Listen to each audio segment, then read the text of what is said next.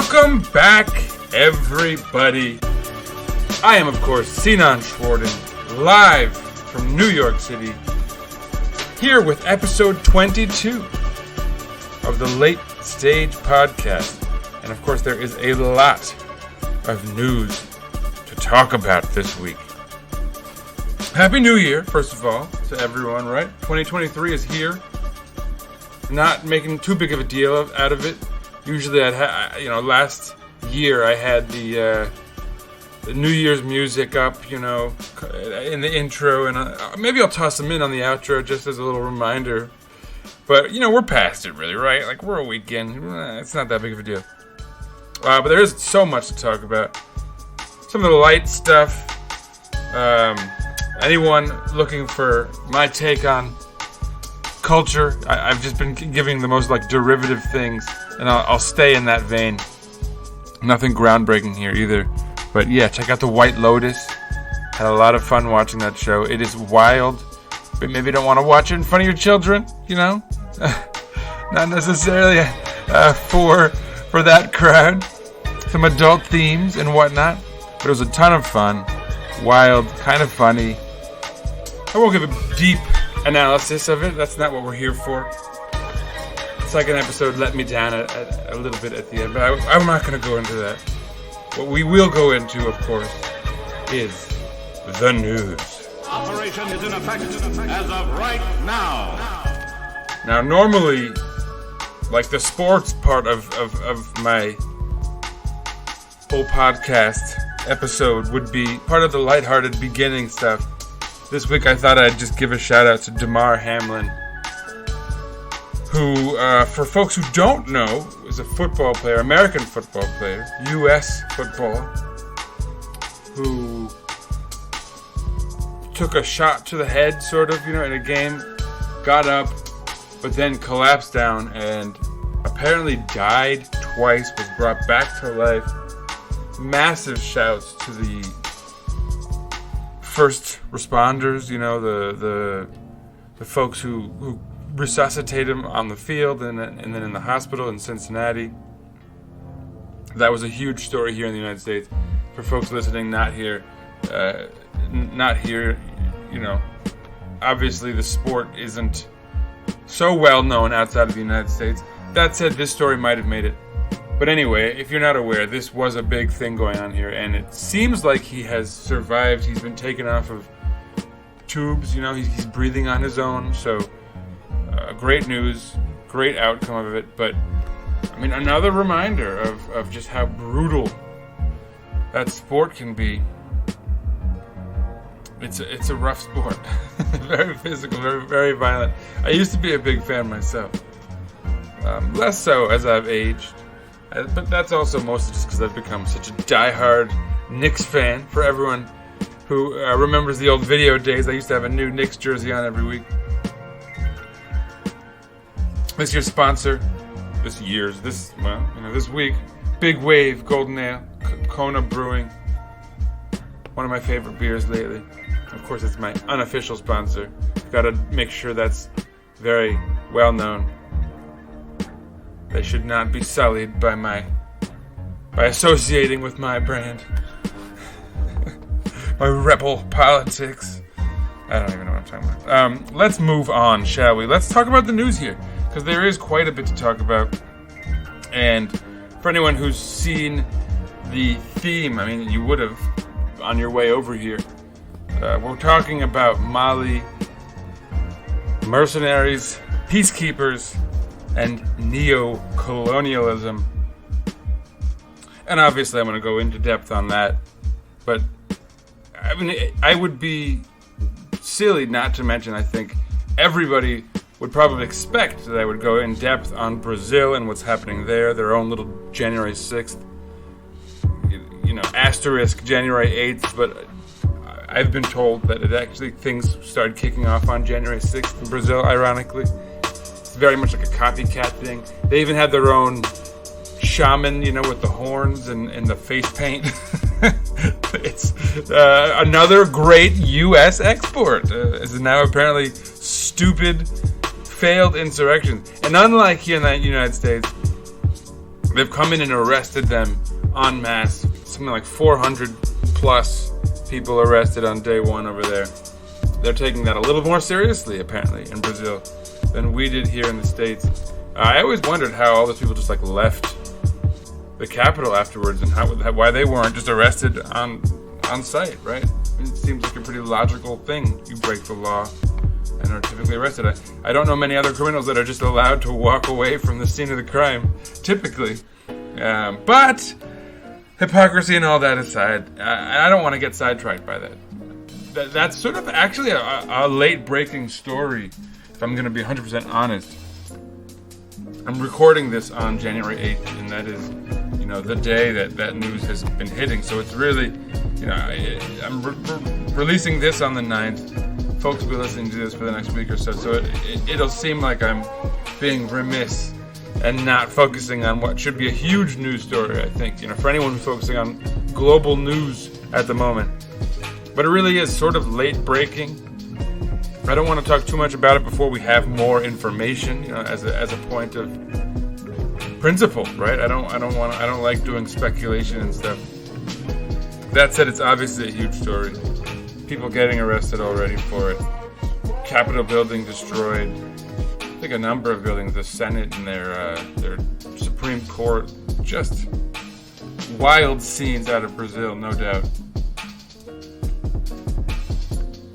Alternatively, I could have spoken about Afghanistan, and this is somehow even more tragic.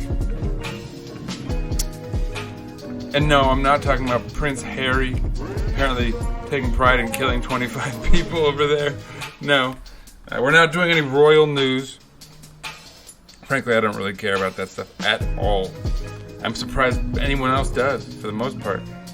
But what I am here to talk about in Afghanistan, very briefly, and I wish I should, maybe I will do a whole episode just on Afghanistan, sort of in my Yemen style, just to do a history survey of what is going on over there and how it started and why. Because it is a modern tragedy. It's been a center point, a linchpin in this battle between the U.S. and the Soviet Union historically, and then Russia. I mean, it is in a pivotal point geographically, geopolitically. But as a product of that, it has just been terrorized by outside forces. And the latest incarnation of that is also not a particularly new one. It's the Taliban, of course, right, who's running amok over there as a product of the United States leaving, which, they shouldn't have been in there in the first place, first of all, right? But then beyond that, did they leave properly? That's another question. Certainly, I think the logic of leaving, it's one of the few things I kind of agreed with Trump on. And I was fairly impressed that Biden actually followed through on it, given all the pressure I'm sure he'd gotten not to. I don't think we have any business doing these sort of neo-colonial projects, speaking of neo-colonialism, abroad, creating governments and all that kind of thing. It creates bad blood around the world. We're given a bad reputation as a nation, if you will. Obviously, as individuals abroad and all that too. But all of that aside, because it's a huge conversation, the really bad news out of Afghanistan now is that the Taliban has stepped in, and as one might expect, I think for a lot of people they were maybe hoping that they were trying to, in the name of gaining legitimacy and not being sanctioned much more, right? Because they're being sanctioned quite a bit. Honestly, it's not like they're going to get out of it by any means. But I think the hope was that in trying to be seen as an actual functioning government and ultimately respected and have these sanctions lifted and yada blah blah blah, the Taliban would maybe not be quite the hardliners that they had been historically. And I think a lot of those illusions were shattered in the last few days. The Taliban has banned women and girls' education, and then a couple days later banned Afghan women from having jobs in NGOs and international organizations and national organizations, like governmental organizations within Afghanistan as well. The justification for it is just about what you'd expect. Something like, quote unquote, it's necessary to prevent the mixing of genders in universities, and some subjects violate Islamic principles, which, end quote. Which is, again, quite vague and ridiculous. Violate Islamic principles. I'm not sure what that even necessarily has to do with women, inherently. I suppose they mean that women studying them is against Islamic principles, in quotes. And obviously there's a whole world of modern, more moderate Muslims throughout the world who bristle at this type of garbage. But nonetheless, terrible stuff going on in Afghanistan, and no one should be particularly shocked. And does it represent a failure by the United States in how they left Afghanistan? Yes and no. Mostly no, I would say. I think it represents a failure in a much larger sense, right? We armed them to fight off the Soviet Union 40 years ago or so. So that is what empowered them in the first place. And they gained their power long before now, right?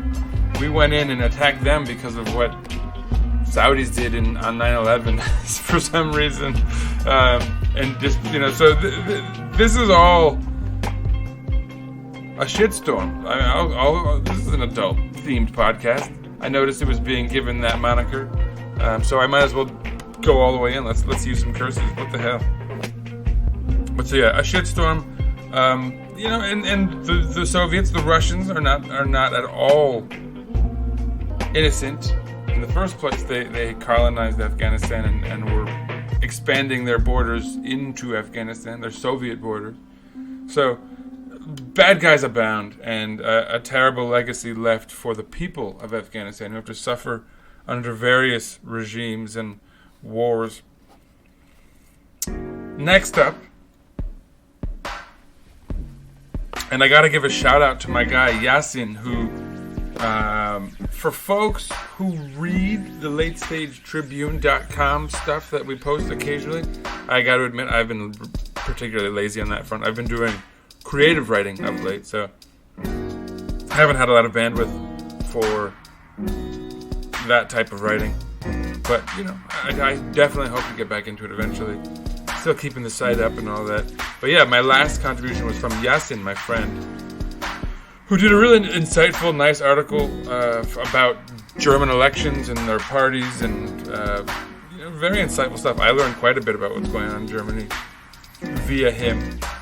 And he put me on to this story about Zimbabwe, and it was, it's something so cynical along the lines of, expect this to be the next government toppled, because they've gone too far and whatever variant, they're too authoritarian or to this or that or whatever it is that the guise is for attacking them. And the reason being, the actual news story is that Zimbabwe has banned the export of raw lithium from its reserves. Apparently a lot of money is being lost to their economy because, as you'd imagine, and this is neo-colonialism, and I think it's a great segue to the main story, where we're going to be talking about Mali. But it's a different face of it, I guess we could say. But it's a good move, actually, by Mali. I've spoken about a number of African countries making similar moves and wondering if these things would stick and how much flack they'd get for it from international organizations and whatnot who don't want to lose money, especially from private interests, who don't want to lose money, people who buy batteries, make batteries, phone, Apple, Tesla, right? He went for lithium reserves in Bolivia, I think, or he advocated for a government being overthrown there because they were messing with his access to lithium for a cheap price, these things are quite dirty and interconnected with various other, maybe more pop culture stories around, but what happened in Zimbabwe is interesting. And banning the export of raw lithium means For example, I saw something like the South China Post about how Chinese companies are like, oh, now we have to build factories in Zimbabwe, because Zimbabwe is a huge exporter of lithium.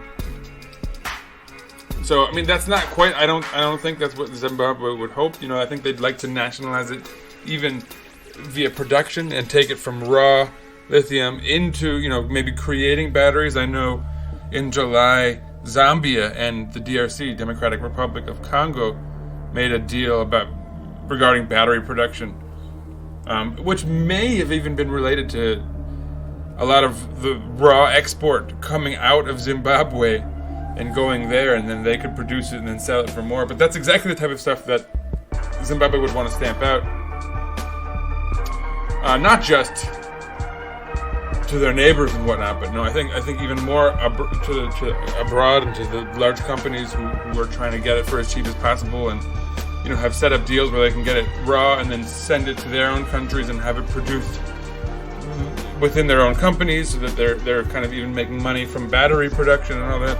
So they're trying to cut down on that, and I would imagine move into production of batteries as well, so that they're refining the lithium and creating the products that sell for more money, so they can retain more value for that very valuable natural resource that's coming from their lands. But cynicism aside, I do think that these are the types of moves that historically have not gone particularly well. You see mercenary groups popping up somehow, at the borders and whatnot. It's one has to avoid coups and international manipulation in this region for exactly this reason, typically. But so, good news for Zimbabwe, but hopefully they can be steadfast, and hopefully Africa in general has gained enough independence where they can start to flex their muscle a little bit in this way. Maybe this is good news, because there's been a trend of it. I mentioned Zambia and the Democratic Republic of Congo. And in previous episodes, as I said just a moment ago, I talked about similar sort of nationalization of keeping raw material in their country, and then hopefully refining it and producing it and making more money off of it to help themselves with, which would be fantastic for them, and would ultimately kind of mark the true end of colonialism. Not the old school version where they were literally controlled and operated by foreign countries, but the new school version where they're controlled and operated by foreign companies who need their resources and sort of manipulate things locally to meet their objectives in getting cheap resources. But so, yeah, this I think is actually the perfect segue for the story in Mali. And the story in Mali is, and perhaps I should say the story in the Ivory Coast, is actually, it starts out as a very good one. And the good news is you had 46 Ivorian soldiers returned home from Mali. They were in prison for a little more than 6 months under questionable cause, but we'll talk about that. The real good news, and I suppose that's really where we should start, because this is the story, at its face, is you have these Ivorian soldiers who were returned home. Congratulations to them, to their families. Now, what I'm a little concerned with is the reports are that there's 46 who were returned. I read that 49 had been captured initially in the first place at the border of Mali. I hope that doesn't mean 3 have perished in the process or were not freed, I don't know the extent of it, but let's dig into the story a little bit, because it does speak to larger issues, and again, that kind of neo-colonialism that I was just talking to regarding resources and issues in that case Zimbabwe or the Democratic Republic of Congo historically, or Zambia. But so, these 49 or 46 soldiers were turned home. 49 were captured last July They had supposedly, according to the Ivory Coast, been flown in quotes, to provide routine backup to a German UN peacekeeping mission that was in the region. For anyone who's unaware, Mali has had a very rough few years, and so this kind of tracks. I'm sure there would be various UN quote-unquote peacekeeping missions, which is a thing unto itself that's fraught with history and context that I don't really have the time to go into here. But anyway, what I'm trying to get at is that it makes sense that you'd have these Ivorian soldiers being there with that duty, and so the government story on the part of the Ivory Coast checks out. That said, they were arrested at the border and accused of being mercenaries, which is quite fascinating in terms of vernacular and the language, the words chosen as far as what they're being accused of. They were held for 6 months, as I said, and actually just a few days ago, they had been sentenced to 20 years in prison. December 31st, in fact, the day before New Year. Happy New Year! You're going to be stuck in Mali for the next 20 years in a probably not very nice prison. Not exactly the Christmas present, folks. We're probably hoping for, among those 46 Ivorian soldiers, or 49. I don't know. Maybe I'll come back to this in a future episode and confirm those numbers somehow. Now, the president of the Ivory Coast, Alassane Ouattara, gave a quote that said, "Now that this crisis is behind us, we can resume normal relations with the brother country of Mali," end quote. And that set off my Peter tingle, spidey sense, if you will. Because,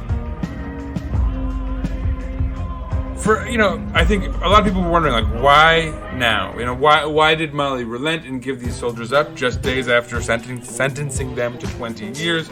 Why did they arrest them in the first place? What is all of this? What's the objective? Why assume that these guys are mercenaries? Why accuse them of that? And I think that's what much of the world was wondering too. It didn't make a ton of sense, actually. Now, by talking about normal relations being restored between Mali and the Ivory Coast, I'm starting to sort of game this out. I'm starting to think I get it. Excuse me. And I think that legitimacy is actually at the core of their goals. This government in Mali, currently, that is. Now, of course, there's another side of this, and it's a lot more obvious. There was a deadline set for January 1st by the Economic Community of West African States, ECOWAS. And they basically said that if these prisoners were not released, they were going to start dropping heavy sanctions on Mali. Now, this tracks. They've done this previously. There's a history of ECOWAS sanctioning Mali heavily. And let's do it. Let's talk about this. So, that in and of itself is obviously a reason for them to let these people go. But especially given that they kind of got what they wanted. If what the president of the Ivory Coast said is truth, that they're going to restore normal relations and begin treating Mali as normal state actors. Why that would be noteworthy is because I've actually spoken about this on the podcast previously. But Mali recently suffered a coup. The democratically elected president, Ibrahim Boubacar Keïta, was definitely having some issues popularly, but again, that's not really how coups work. It's not like people voted for it. Military came in, took him out. This was in August of 2020. Rough time for all of us with COVID, exacerbated by a coup over there in Mali. The coup was led by a military leader, of course, Assimi Goïta, who is still running the show over there. Initially, and I think this is what I had initially reported, it was promised that elections would be carried out by February of last year. So, about 6 months after he'd taken power initially. Weeks ahead of that vote, it was announced that there would be a 4-year delay, which is obviously very shady. And that is where heavy sanctions from ECOWAS are implemented. ECOWAS, again, being the Economic Community of West African States. So these regional alliances are starting to take root in Africa. They're starting to protect their own interests, as we talked about earlier with lithium reserves and whatnot in Zimbabwe and Zambia and the Democratic Republic of Congo making deals. And, the maturation of democracy in Africa is starting to manifest itself in positive ways when you start to hear stories like this. So ECOWAS institutes heavy sanctions on this military government led by Assimi Goïta. And because there was a big crippling, again, we're talking about the pandemic, a very tough time for everyone economically. This would have been a death knell for them. They lifted the sanctions because Assimi Goïta promised a 24-month transition to democracy and new electoral law, essentially promising to reinforce democratic norms and strengthen them. Sounds good, right? So yes, they lift the sanctions, things are going fine.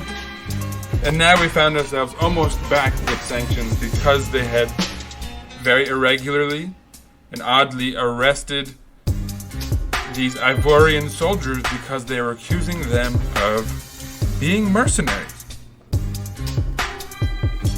What the heck is that? Right?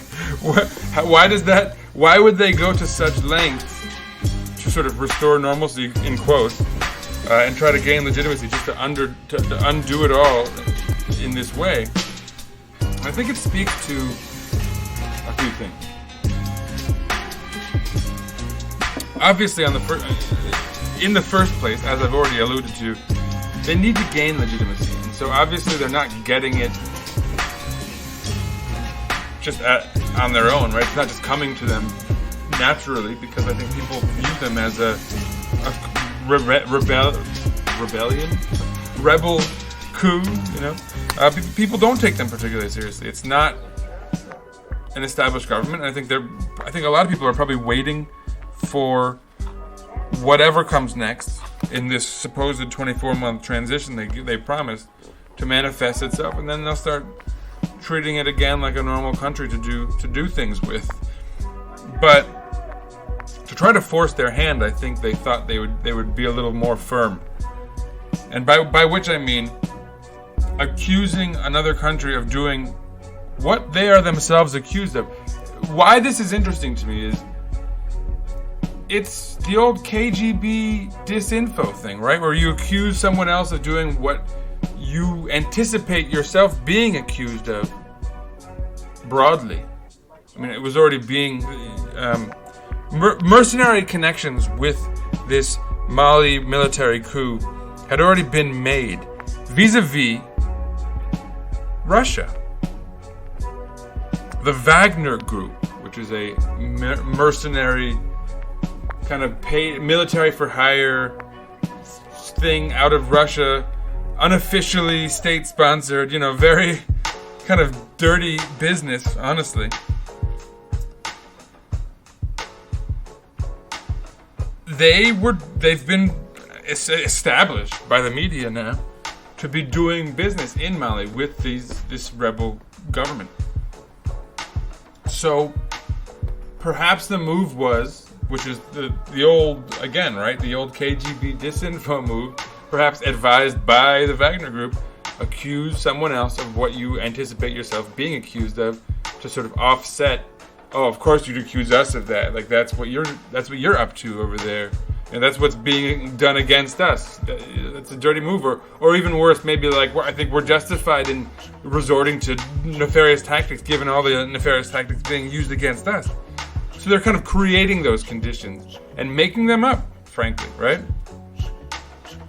Creating this, 46-man Ivorian force that was coming in as a mercenary, to undo their military coup or whatever, right? You can almost say whatever it is you want when you're controlling the government and the media.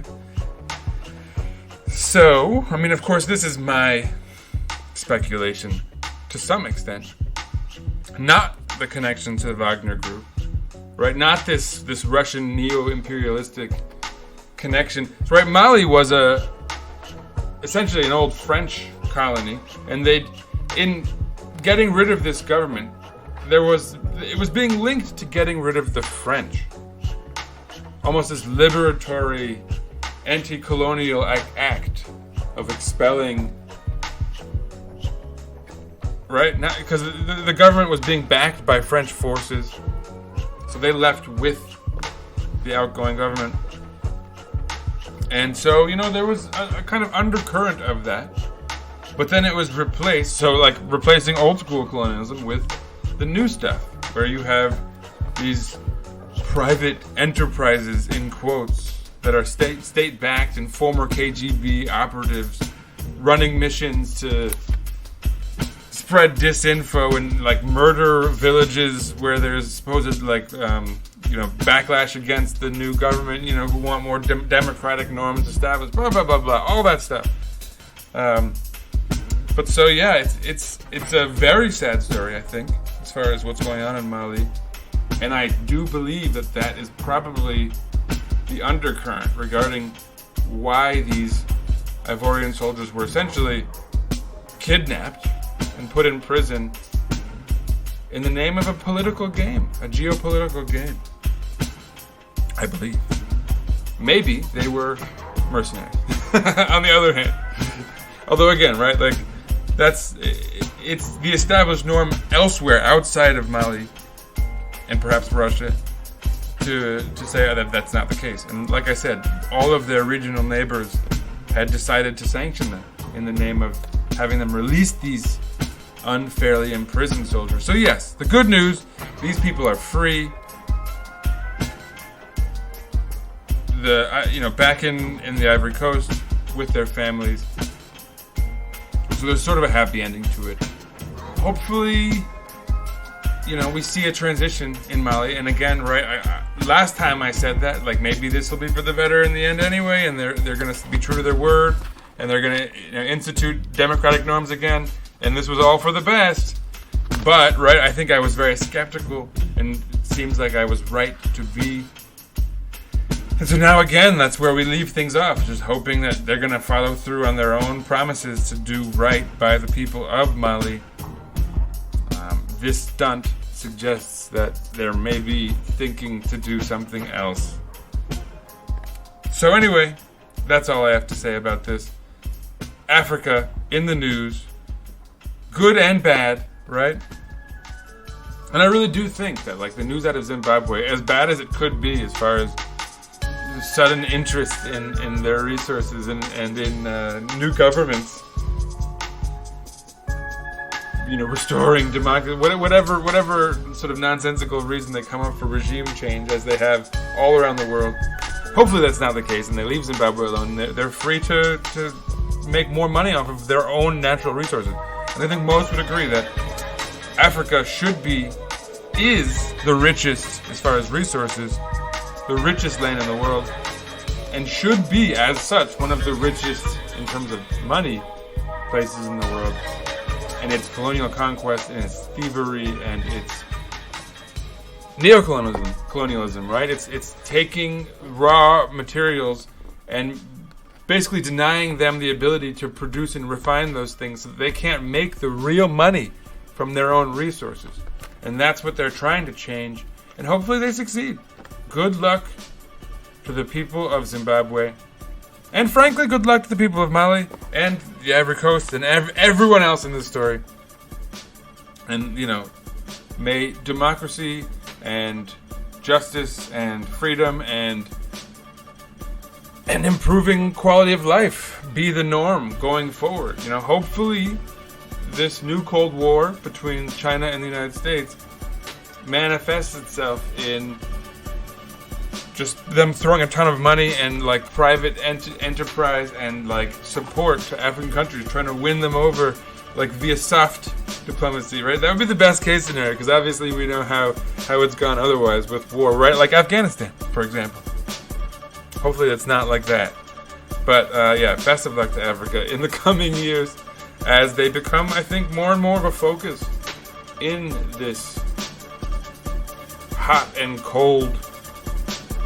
And that's not, it's just a cold war, right? I don't think it's hot.